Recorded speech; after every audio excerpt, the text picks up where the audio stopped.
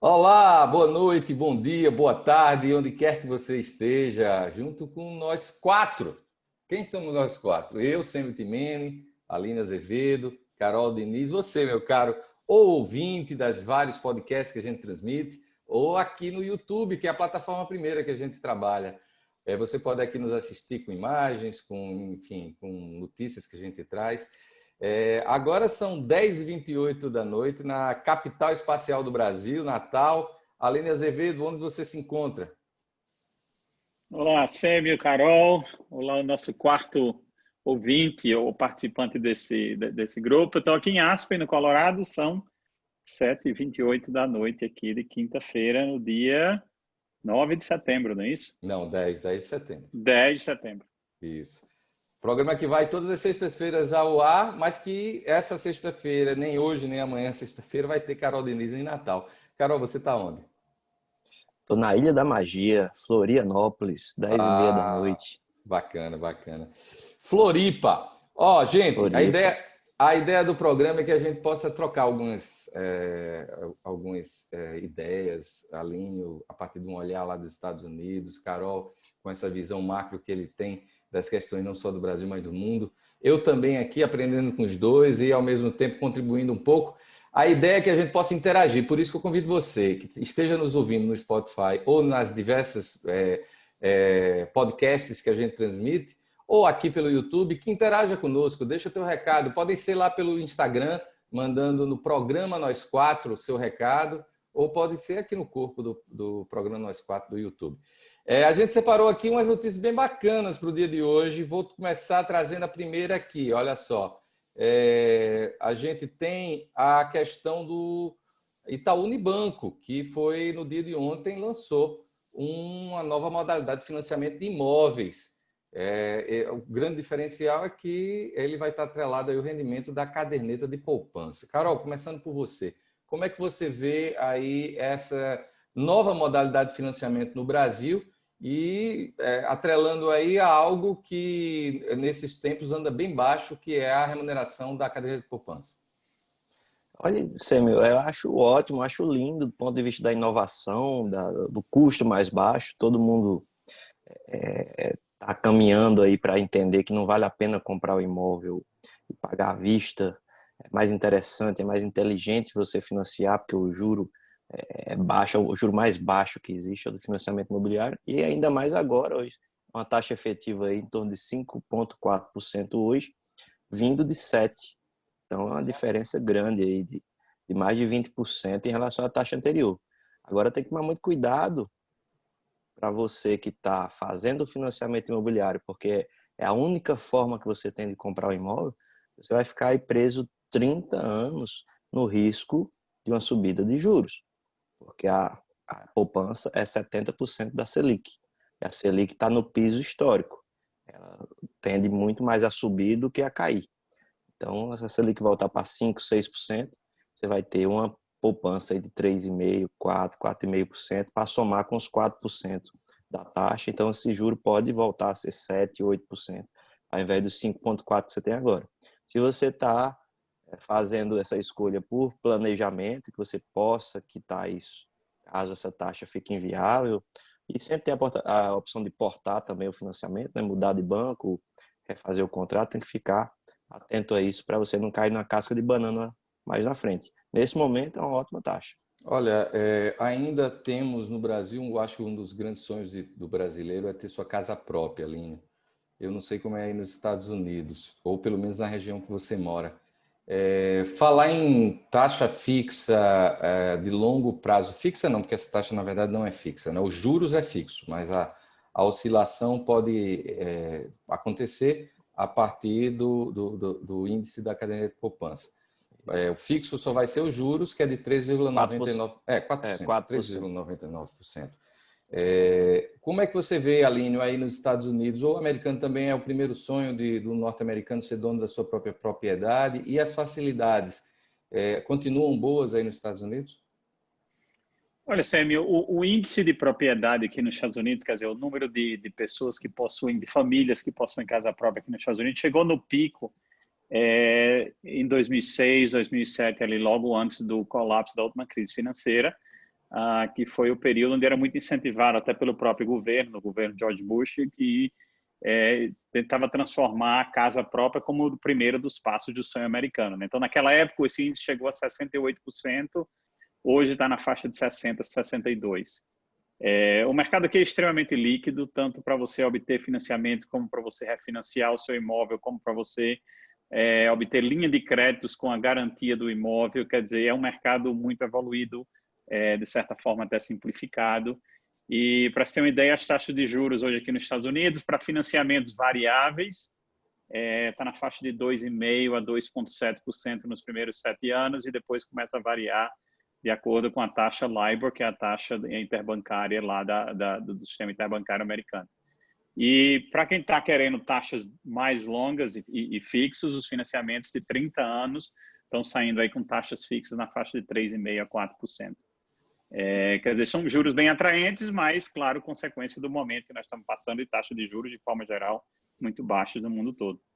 Uma coisa interessante desse anúncio do Itaú Unibanco no dia de ontem, a gente está gravando hoje nessa quinta-feira, dia 10, é que o banco também anunciou o Home Equity, que é a possibilidade de você financiar até 90% do imóvel quitado que você tem e você conseguir transformar ele em liquidez, né? Lógico, a taxa de juros não é essa mesma, essa daí é para imóveis novos, mas é uma possibilidade que a gente vê muito restrito, né, Carol, aqui no Brasil, essas oportunidades de autofinanciamento. Na verdade, ele já fazia isso, mas está facilitando, né? A gente já encontrava aí esse tipo de linha na faixa de 10%, 11% ao ano. Tá? Você dá o imóvel em garantia. Agora, a maioria dos bancos só liberam 50%, máximo 60% do imóvel. Também vão facilitar isso aí. E existia um desejo, acredito que isso vai aparecer até o final do ano, do governo federal também facilitar a burocracia desse tipo de coisa, reduzir taxas de cartório, porque ainda são altas também, para poder fazer essa hipoteca. E você vai poder usar o saldo do imóvel também. Isso já está podendo ser feito. O seu imóvel vale 500 mil, você recebeu 250, você está no limite, ali, 50%. Mas caso você já vá pagando e sobra esse limite, você fazer um novo empréstimo até voltar aquele limite anterior. Isso já está sendo possível de se fazer quando é mesmo banco. Nos Estados Unidos, a Aline pode falar melhor, mas você pode ter várias hipotecas de vários bancos, enquanto o valor do seu imóvel permitir. Tanto é que a crise de 2008 foi em cima disso. Os imóveis valorizavam, as pessoas pegavam mais dinheiro emprestado, dando o imóvel em garantia, e quando os imóveis caíram, tudo ficou impagável. Basicamente, O foi home isso que equity aqui, aconteceu. Carol, de fato, o home equity aqui é muito comum e foi exatamente isso. Quer dizer, no momento de 2005 a 2007 foi o pico do boom imobiliário americano, né, da última década, e as pessoas chegavam a financiar até 90% ou 95% do valor do imóvel entre a hipoteca principal e o home equity. E aí por quê? Porque os bancos não tomavam esse risco. Os bancos pegavam essas hipotecas todas, embrulhavam tudo num pacote financeiro aí que nem eles entendiam e jogavam no mercado para os investidores secundários. Mas, quer dizer, o home equity, eu acho que tudo isso é muito bom porque traz opções de liquidez para o consumidor com um custo bem mais barato do que se ele for acessar cheque especial, cartão de crédito. Mas o que precisa ter um pouco de cuidado justamente para isso, delinear essa linha até onde você pode ir nesse financiamento, senão você gera um problema de um pequeno ajuste do mercado, você está com um montante enorme de hipoteca podres que já não vale o valor do imóvel. Pois é. E é importante ver que isso pode ter uma dimensão absurda. A maior parte do patrimônio dos brasileiros está em imóvel. E é muito difícil usar isso como garantia hoje em dia. Na hora que você facilita isso, tanto através de taxa como de burocracia, a gente tem como soltar um dinheiro estúpido na economia para fazer a coisa girar mais e gerar mais emprego e renda para todo mundo. Tornar isso um ciclo de prosperidade, como aconteceu na Europa na adoção do euro, como aconteceu na Islândia, quando o governo definiu o sistema de cotas de pesca que podiam ser usadas em garantia. Eu já comentei isso em algum momento aqui. E as pessoas passam a ter uma fonte de crédito. O crédito é muito raro no Brasil, muito caro. As pessoas não estão nem acostumadas a usar. Só tem agiotagem no Brasil, porque cartão de crédito a 15%, Crefisa a 15%, isso é agiotagem. É absurdo. Então agora vão ter um crédito de verdade. Você ter crédito a 10% ao ano, 8% ao ano. Ninguém nunca viu isso aqui.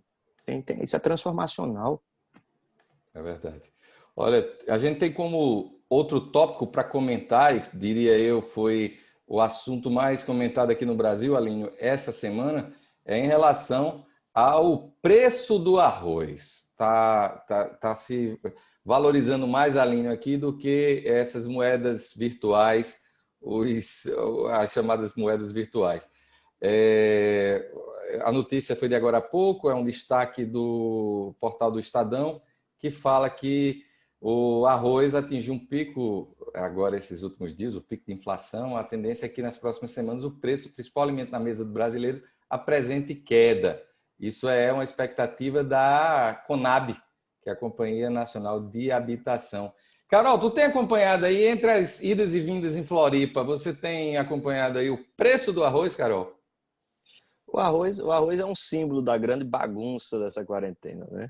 Porque você quebrou ciclos logísticos, descasou oferta e demanda, estoque, o dólar pipocou, então é mais fácil para quem produz exportar do que vender no mercado interno. Quando você soma tudo isso e ainda coloca um auxílio emergencial de R$ 600, todo mundo consumindo, a parte mais pobre da população consumindo como nunca, então é natural que falte alguns produtos por essa soma de fatores que eu citei aqui. E o grande símbolo do momento está sendo o arroz. Isso deve ser uma coisa temporária até o próprio mercado se ajustar. E o governo já está desonerando importações, provavelmente talvez desonere ainda mais outros tributos aí internos para segurar o preço, mas vale ressaltar o recorde da inflação aí nos últimos anos, quando você vê mês e 12 meses de GPM, GPDI, 14, 15, 16% em 12 meses, 2, 3% no mês, entre mês passado e esse mês. É realmente assustador, tá? Apesar de eu ver isso como uma coisa pontual. Está acontecendo agora esse repasse do dólar, mas tende a não continuar nos próximos meses, então não justificaria uma subida de juros nesse momento, já que é pontual. O juro mais alto não resolveria esse problema. A Sem questão dúvida. realmente é cambial. Aline, ontem no comentário do Cidade Notícias, programa que eu apresento diariamente aqui em Natal, na 94,3 FM, eu fiz o comentário dizendo que tem duas leis que gestor público nenhum deve enfrentar. Pode ser do judiciário, pode ser do executivo, legislativo, ninguém deve ir contra. É a lei da gravidade e a lei da oferta e da procura. A oferta não está sendo boa, a procura está sendo muita, o arroz subiu, é só um dos parâmetros que a gente tem aí dessa inflação breve, como a Carol falou, mas que deixou aí de ser algo do pai e da mãe de família e virou comentário essa semana em todo canto que a gente fosse aqui no Brasil. Lei da oferta e da procura ainda é uma lei inegociável, Aline Azevedo? Em tudo, né? Sempre. Até no relacionamento pessoal, em tudo. A lei da oferta e da procura é quem manda no mundo. A verdade é essa. Mas eu queria só fazer um comentário aí. Carol falava das causas. Aí, primeiro que eu acho que o arroz não é só o arroz, é símbolo de um movimento maior de inflação, sobretudo na área dos alimentos, né? O que eu tenho lido aí sobre o que está acontecendo. Mas é engraçado ver como vocês aí no Brasil falam a alta do dólar.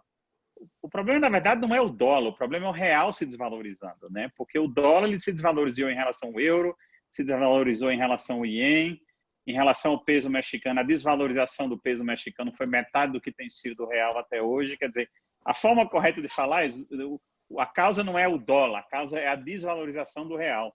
E aí eu queria deixar uma pergunta aqui para vocês, assim, por que é que o real desvalorizou tão mais do que essas outras moedas comparáveis? Qualquer uma que você olhar, o ruble da Rússia, ou o rupi da Índia, ou o peso mexicano, até o próprio peso argentino está se dando melhor do que o real esse ano. Por que isso? O que é que está levando esse movimento?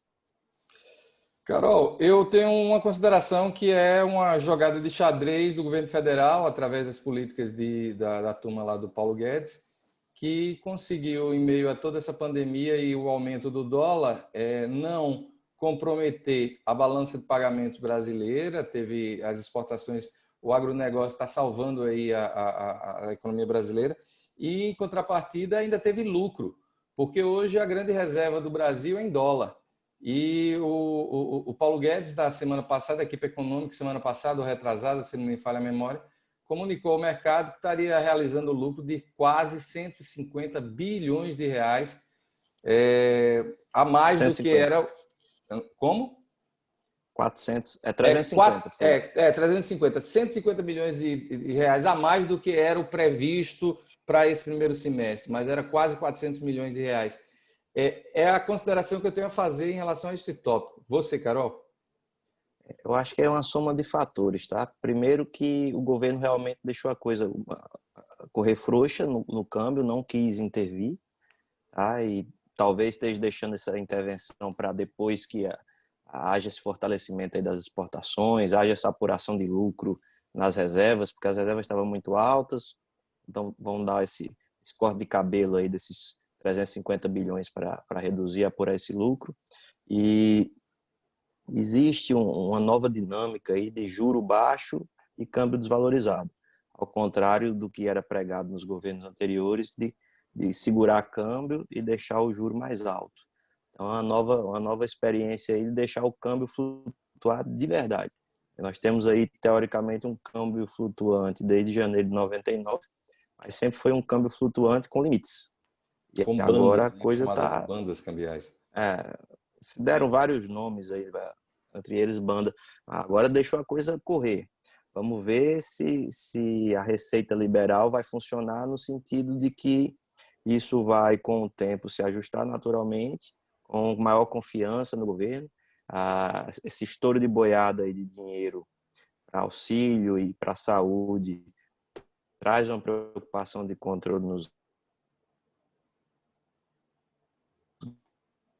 para desvalorizar a moeda realmente, mas isso está se segurando a ferro e fogo para que não aconteça. E o investidor internacional quer ver isso funcionando, o investidor internacional quer ver isso acontecendo, ele não vai comprar real enquanto ele não vê isso acontecer. Controle de gasto do governo,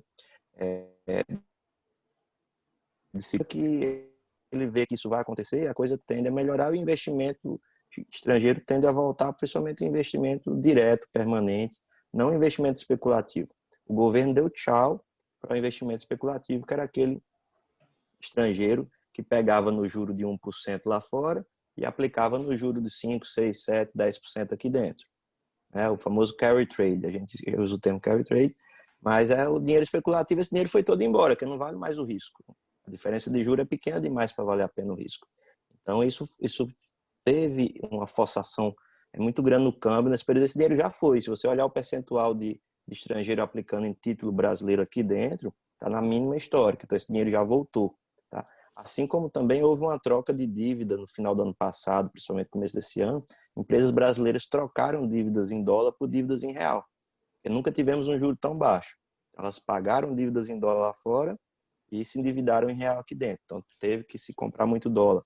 Tudo isso provocou esse câmbio, fora que o mercado brasileiro é muito líquido, é muito fácil de especular. Então o mercado ele quer testar os limites do Banco Central. O mercado ele é um testador natural de limites, o especulador quer testar os limites. Vamos ver se esses caras vão deixar solto mesmo, se eles vão intervir. E fica forçando a barra. E qual a tua opinião, Carol? Deve ser livre ou tem que ter, sim, de vez em quando, a intervenção do governo? Mas eu acho que tem que ser livre. O governo ele pode usar a inteligência de especulador de tentar acelerar o movimento saudável na hora certa. Não adianta você ir contra a tendência.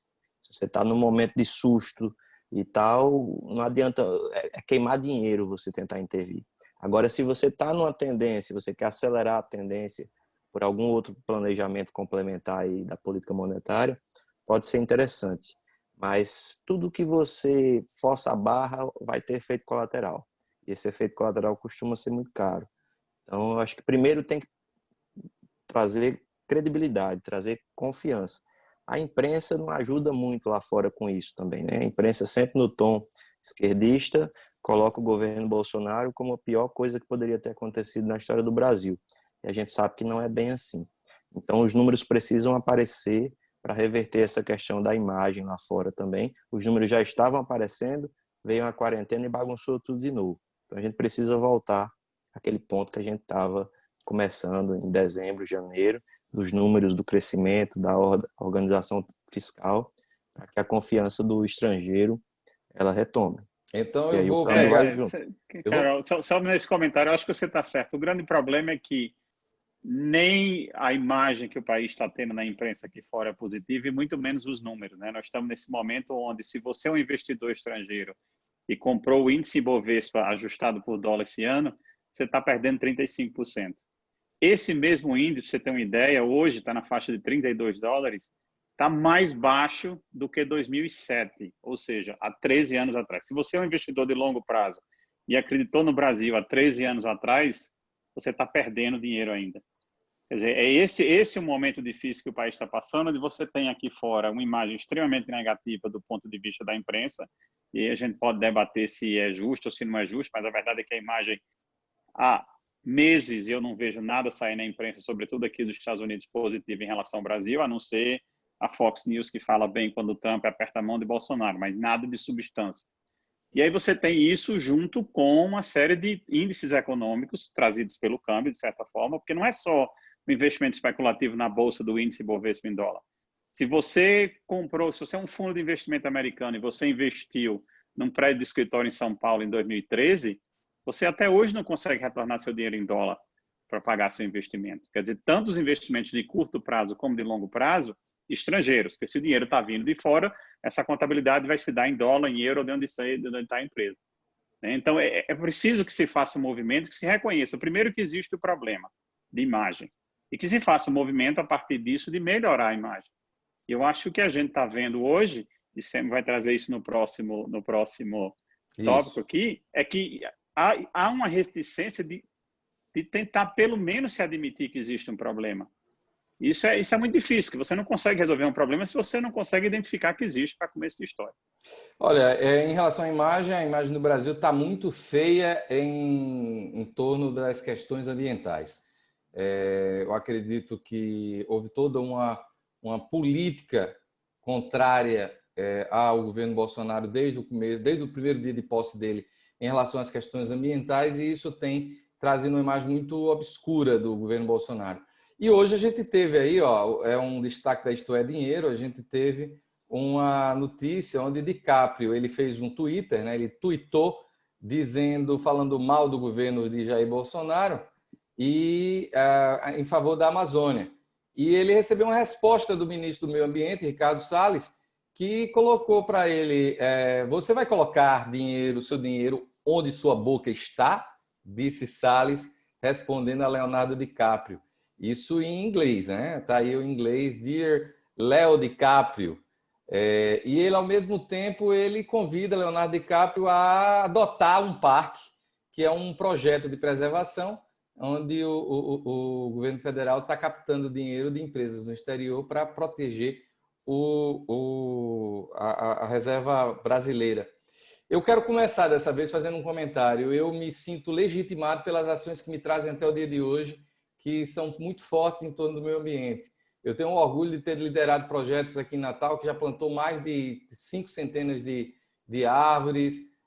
Enfim, os meus projetos ligados a empresas familiares, né? A gente realiza aqui eventos anualmente em Natal e são 100% ecológico, eco-friend, né? Amigável à natureza. A gente busca devolver à natureza tudo que os meus projetos eles impactam. Ou seja, são diversas coisas que me deixam muito à vontade de arrogantemente virar com o dedo em riste para um Leonardo DiCaprio e dizer: respeite o Brasil e os brasileiros. O que é que acontece em torno de todo esse oba-oba? Eu não vejo ninguém falar, por exemplo, das queimadas que acontecem hoje na Califórnia e que fazem com que o céu, não sei aí no Colorado, Aline, mas o céu da Califórnia ser pintado de vermelho, né? Lembrando cenas como de Blade Runner, era um dos destaques hoje da imprensa no Brasil. Não vejo ninguém falar do maior incêndio que já aconteceu na Sibéria. Em toda a história da Sibéria aconteceu um grande incêndio agora. Não vejo ninguém falar. Então é dizer que sim, a gente tem problemas no meio ambiente. Agora, por outro lado, é dizer: ei, alto lá, quer ajudar, ajude. Agora, só criticar por criticar não é cabível, não. Aline, Sérgio, eu queria fazer algumas colocações. Aí chega, eu me mexi na cadeira. Porque doido para falar. Tanta coisa errada que você falou num comentário só que eu fiquei então, vai lá. aqui me mexendo. Eu começar o seguinte. Primeira coisa, a questão da imagem é meio ambiente, mas não é só meio ambiente. É meio ambiente, é a atitude do governo brasileiro em relação à Covid, é a atitude do governo brasileiro em relação à diplomacia, é coisas do tipo falar mal da mulher do presidente da França. O que é que ganhou com isso? Quem ganha alguma coisa com isso? São atitudes bobas, tolas, né? Atitudes que talvez fazem aquela base bolsonarista local rir e achar bonito, mas que no cenário internacional não leva a nada. Então, quer dizer, o problema não é só meio ambiente, vamos falar sério, o problema são uma série de fatores. Precisa se achar, e o segundo, a prova de que não está sabendo nem como resolver o problema é esse tipo de reação de Ricardo Salles. O ministro Ricardo Salles, a gente sabe quem é no Brasil. Quem é que sabe quem é Ricardo Salles fora do Brasil? Quem é que vai se importar com o cara dizer put your money where your mouth is? A atitude de alguém que quer resolver o problema sério e profissional era dizer o quê? Senhor DiCaprio, se o senhor está enganado em relação à sua informação, eu gostaria de lhe convidar oficialmente como ministro da Agricultura do Brasil, do Meio Ambiente do Brasil, para ver o que é que nós estamos fazendo. Não é uma atitude muito melhor e mais profissional para quem quer resolver um problema de imagem do que esses ataques bobos? Então, começa daí. Em relação ao seu comentário, teve muito incêndio aqui no Colorado nesse verão. Tá? E por que ninguém falou na imprensa nacional? E aí está a grande diferença, Sam, eu acho que está aí a sua desconexão. Os incêndios no Colorado, os incêndios na Califórnia, os incêndios em Montana, os incêndios em Wyoming, houve vários aqui nos Estados Unidos esse ano. Foi uma temporada, um verão muito seco, um dos mais secos dos últimos anos, teve muito incêndio. São causados, geralmente, 99% das vezes, por raios, por fenômenos naturais. Os incêndios no Pantanal e na Amazônia estão sendo causados porque os fazendeiros estão queimando o pasto, que é uma coisa comum e corriqueira dentro deles. Essa é a diferença. Não é que, por que o governador da Califórnia não foi impedir que os incêndios começassem na Califórnia? Porque ele não pode impedir um raio. É diferente de você dizer, não, eu vou mandar a equipe de fiscalização para diminuir ou para controlar os incêndios que estão sendo feitos pelo homem, de forma proposital. Essa que é a grande diferença. Quer dizer, eu acho muito interessante esse debate do Brasil. Incêndio na Sibéria, por que é que não estão falando? Bom, talvez porque na Sibéria também foi causado por fenômenos naturais. E aí você tem que combater, mas você não pode dizer, eu vou prevenir. Tá. Pantanal também queima naturalmente todo mundo. Não, Carol, você está só rindo aí, eu quero já passar a palavra para você. Mas... Pau que bate em Francisco, bate em Chico. Como é que é a história? Pau que bate em Chico, bate em Francisco. Esse pau mesmo que você está falando aí. Agora, Aline... É a mesma coisa. O Pantanal queima todo ano também. Queima todo ano, Aline. Mas quer dizer, faz parte, inclusive, da renovação da natureza. No Pantanal e na Amazônia você não pode generalizar. Não há incêndio provocado pelo homem? Não, você não pode generalizar, dizer que 30% a mais de queimada que houve na Amazônia desde que Bolsonaro assumiu, é fato, tá? Os satélites estão aí a demonstrar, mas você não pode colocar todos os incêndios como porque... Não, mas ninguém está colocando. O que eu digo é o problema é que ele não aceita nem que existe os 30% a mais. O governo brasileiro nem admite que existe os 30% Vamos falar das coisas boas, vamos falar que o Brasil tem o Código Florestal mais rígido do mundo. Perfeito. Que o fazendeiro aqui é totalmente limitado no uso da sua terra.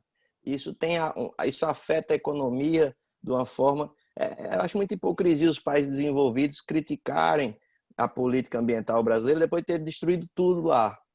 Reflorestar lá, eles não estão reflorestando. Pagar para a gente não desmatar aqui, eles não querem pagar. Eu acho que a resposta do Salles foi perfeita. Ele deu um caminho para o senhor Leonardo DiCaprio pagar para ajudar a resolver o problema, tanto ele como qualquer um. São 10 euros por hectare por ano em 132 zonas, parques, não sei como é que eles vão chamar aí, para quem quiser ajudar. E eu pensava que o assunto mas é um caminho mais polêmico iria ser esse último. E são exatamente 10h57, a gente está mais de meia hora, nem estou contando o tempo. E só para fechar o ponto aqui, nossa cidade natal, que é Natal, né? Nossa cidade natal, que é Natal, e o Rio Grande do Norte como um todo, não sai do canto economicamente por causa de limitações ambientais dos órgãos federais, estaduais, que não deixam ninguém fazer nada, porque é melhor proteger lagartixa do que dar de comer ao potiguar pobre, Porque o tirando emprego para desenvolvimento ele. do homem, como se não pudesse haver as duas coisas em paralelo, como se não pudesse Exatamente. haver o desenvolvimento humano como Temos para que explorar a proteção. natureza, sim, de forma inteligente. Está cheio de riqueza lá, a gente pode explorar. A questão se queimou mais, queimou menos, isso tem como ser administrado e tem que ser explorado. 40% do Brasil é floresta. Se não explorar isso, a gente não sai do canto. Verdade. Tem que ser explorado de forma inteligente, Agora, sem hipocrisia. O país é pobre, a gente precisa fazer isso render agora me cabe lucro. esse papel de virar e dizer, olha, vamos ter que dar uma acelerada. E eu que guardei o assunto mais polêmico, pelo menos para vocês dois. Ó, programa Nós Quatro, eu, Aline Azevedo, Carol Diniz e você, meu caro, que nos escuta ou nos assiste nas diversas plataformas que a gente está irradiando esse programa. É dizer que os dois, um torce por Trump, o outro torce por Biden, e eu torço por Biden, mas fico meio que no muro aqui porque eu gosto dos dois, não quero que os dois saiam no tapa. Aí eu guardei o tema mais polêmico para o final. A gente vai ter que colocar aí, vou pedir a vocês em 5 minutos a gente matar esse tema, tá bom? Vamos lá. Está valendo, quem pedir primeiro a palavra vai levar. Eu não vou falar dessa vez. Aqui a reportagem da BBC News Brasil fala os 5 fatores que podem levar Trump a reverter a desvantagem nas pesquisas nas eleições dos Estados Unidos. E quais são os 5 tópicos? Um é em relação ao entusiasmo do eleitor americano, que nunca foi um primor. O americano não gosta de ir para a eleição, isso é cultural e está sendo mudado aos poucos. Já melhorou muito nas últimas décadas, mas o americano ele não se sente entusiasmado por eleição. Outro é que o Trump, apesar de 4 anos no posto mais alto do executivo, é que ele diz que ele é um outsider, ele vem de fora da política. Ele que foi empresário até 2016, nunca concorreu a um cargo público, mas ele continua batendo nessa tecla. A gente tem também como um outro tópico a presença online. O Trump ele tem uma presença muito maior do que o Biden. Ele tem uma presença online não só por ser o posto de presidente norte-americano, né? Então ele sempre está sendo escutado, sempre está sendo questionado, mas também porque ele tem uma massiva estrutura voltada para a internet. A atuada condição de determinar a agenda é de Trump, é uma vantagem por ser presidente norte-americano, e, por último, ele tem um domínio da máquina pública. Isso faz com que ele possa falar questões como a aceleração da vacina anti-Covid, ou ser ouvido por questões como a medida de auxílio emergencial na economia norte-americana, e ele meio que da atuada como gestor, ele termina trazendo assuntos que são interessantes para ele como gestor. Aline, começando por você, 5 motivos. Você acha que isso é o suficiente para que Trump reverta a forma como ele está hoje nas pesquisas? Sim, você pode repetir, cortou aqui um pouco, eu não escutei a pergunta. A pergunta é, você acredita que Trump ele não vai conseguir reverter? É a mesma pergunta, só que de forma diferente, tá, Carol? Para cada um ficar aí. Mas para você dizer assim, Trump está atrás de Biden nas pesquisas. E a gente acabou de colocar 5 tópicos que podem favorecer Trump a reverter esse quadro. Você acredita que isso possa acontecer? Acho que é possível, poder é possível, e ele está fazendo tudo o que ele pode para isso. Desses 5 tópicos, sempre o mais importante, sem dúvida, é controlar a agenda, né? Controlar a mensagem, porque no fundo vai ser uma campanha onde você vai se disputar a lei e ordem ou vai ser sobre Covid. O Biden está apostando todas as fichas para que a conversa não deixe de sair do Covid, e a notícia mais quente disso aí é que um jornalista americano fez uma entrevista gravada com Trump em fevereiro, onde o Trump admitia que naquela época já sabia da gravidade do Covid, mas que estava, perante a população, estava minimizando o assunto de forma proposital. E isso vazou agora, vai ser publicado num livro, um jornalista, inclusive o mesmo jornalista que estava envolvido nas reportagens que derrubou o Richard Nixon, e pelo fato do assunto estar gravado, o Trump não pode nem negar, né? Senão ele faria isso e faria até com muito prazer, porque mentia com ele mesmo. Mas ele está fazendo tudo o que é possível. O maior problema é o tempo, né? Ele fez toda a convenção republicana e fez tudo isso aí, teve tudo isso. Quer dizer, a diferença que era de 7,5, 8 pontos, caiu para 6, 6,5 pontos. Diminuiu, mas ele vai ter tempo para fechar essa lacuna. Só nós vamos ver daqui, estamos menos de 60 dias da eleição, né? E outra coisa interessante é que o país está muito dividido. Quer dizer, eu vi falar de pesquisas que diziam que, no máximo, entre 6% a 8% do eleitorado ainda não decidiu, ou se decidiu, ainda está aberto a votar a sua opção de voto. Realmente, o país está muito dividido e muito consolidado já as posições de voto há muito tempo. Então, vamos ver. Assim, é possível você... Na verdade, você perder uma eleição sendo presidente de um país, perder uma eleição já é muito difícil. Olha o histórico do Brasil e veja o histórico aqui nos Estados Unidos. É muito mais fácil você se reeleger sendo presidente do que você perder. Então, quer dizer, em situações normais, né, o Trump era para estar muito na frente. Na minha timeline, nesses 47 anos de vida meu, eu só me lembro do George Bush pai. Exatamente. Veja todos. O George Bush filho se reelegeu, o Clinton se reelegeu, o Obama se reelegeu, o próprio Nixon, Reagan se reelegeu, o próprio Nixon se reelegeu. Quer dizer, a vantagem é totalmente para o presidente que está no momento, né, tentando a reeleição. O fato dele ainda estar atrás é surpreendente. E ele vai usar de todos os canais possíveis para tentar se reeleger, sem dúvida nenhuma. Carol Diniz, dá tempo para Trump reverter essa desvantagem? É sempre uma luta entre os pragmáticos e os moradores do mundo da Lua. Nunca sai dessa temática, né? A seita da terra parada trabalhou o ano todo para destruir a economia, exagerando as consequências do corona. Corona, para quem é pragmático, não é mais tema. Ninguém mais está com medo de corona. O que parou o mundo foi o medo do corona, não foi o corona.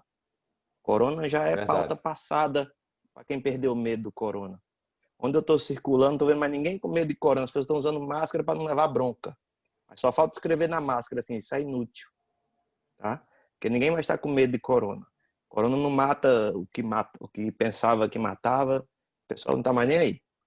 Então, eu adoro, além de ter falado que a pauta de Biden é corona, porque é uma pauta decrescente. E a pauta lei e ordem, ela é ascendente, porque os vândalos estão na rua destruindo tudo, os terroristas estão na rua destruindo tudo, como sempre, tentando enganar em nome de uma pauta nobre, mas aquilo não tem nada de nobre, são vândalos no meio da rua, e as pessoas têm medo disso, e, na verdade, acabam virando cabos eleitorais para o presidente, porque a turma sabe que são eleitores de Biden fazendo aquilo.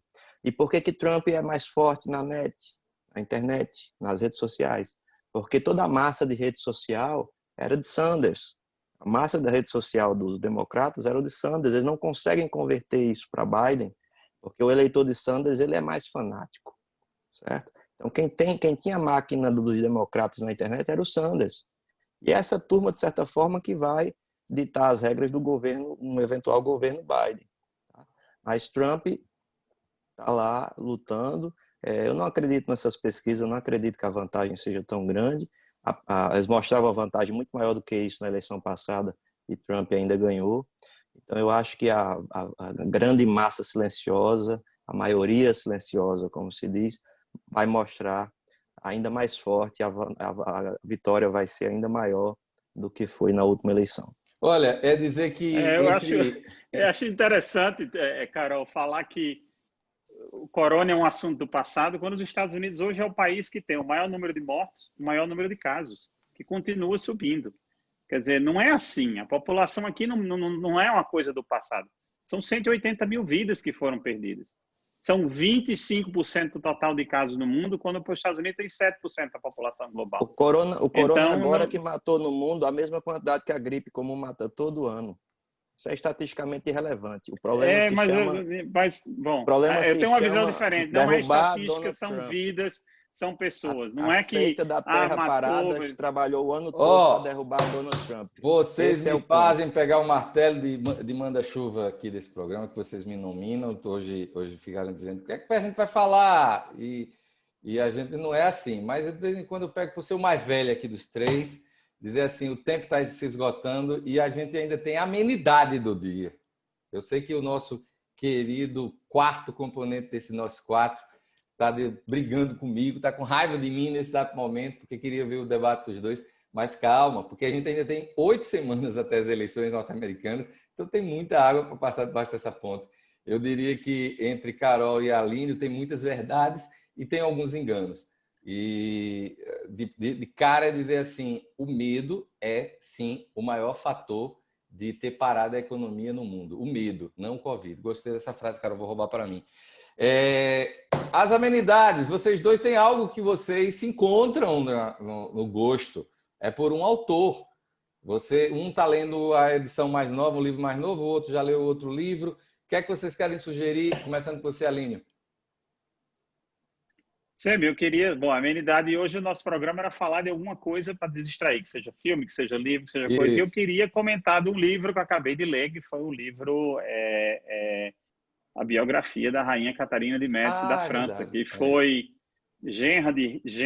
foi nora de um rei, foi rainha por ser esposa do rei e foi mãe de 4 reis no século XVI na França. Quer dizer, é uma história interessante não só pela própria história da personagem principal do livro, mas sobretudo para te dar uma ideia muito boa do que se passava na França no século XVI.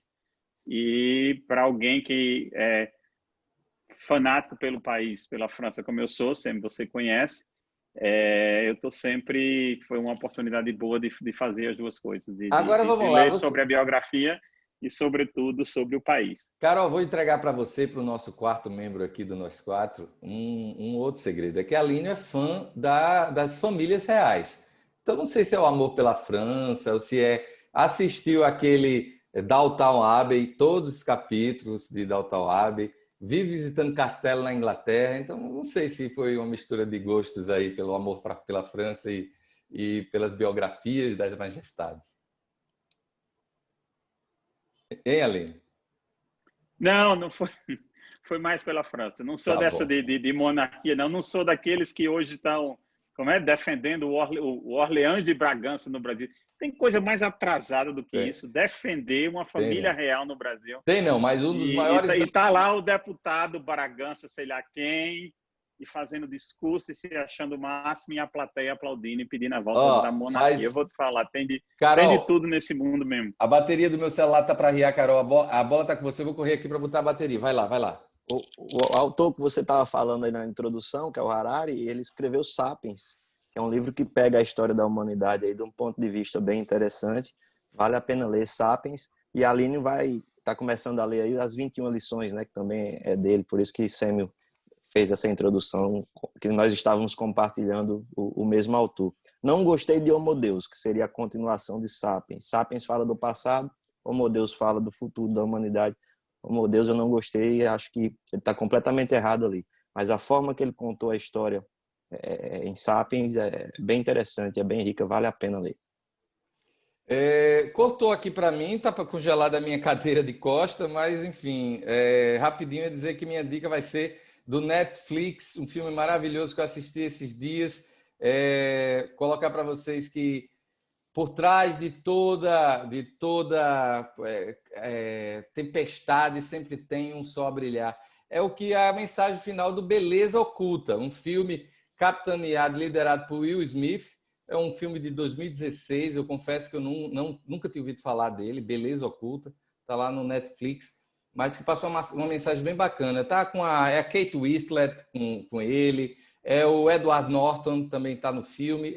Enfim, é uma play grande elenco. Agora, o filme, ele traz algumas surpresas bem bacanas e uma mensagem muito boa.